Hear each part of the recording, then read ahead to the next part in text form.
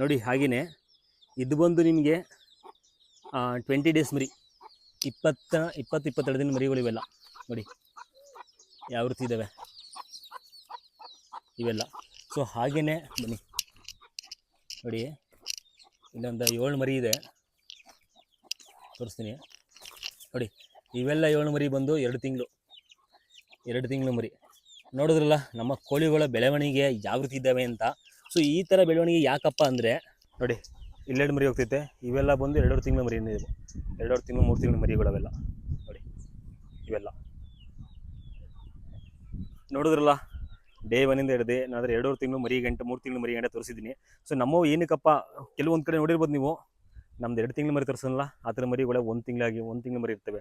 So ಅವ್ರು ಕೊಡುವಂಥ food ಬೇರೆ ಥರ ಇರುತ್ತೆ, ನಾನು ಕೊಡುವಂಥ ಫುಡ್ಡೇ ಬೇರೆ. ನಾನು ಏನಪ್ಪ ಅಂದರೆ ಬರೀ ನ್ಯಾಚುರಲ್ ಅಷ್ಟೇ. ನಮ್ಮ ಹತ್ರ ಸಿಗುವಂಥದ್ದು ಇಲ್ಲಿ ನಾವೇನು ಬೆಳಿತೀವಿ, ಭತ್ತ, ರಾಗಿ, ಜೋಳ, ಇದನ್ನ ತಿನ್ಕೊಂಡೋಗು ಬೆಳವಣಿಗೆ ಆಗಬೇಕು, ಅದರಿಂದ ಮಾಡ್ತೀನಿ.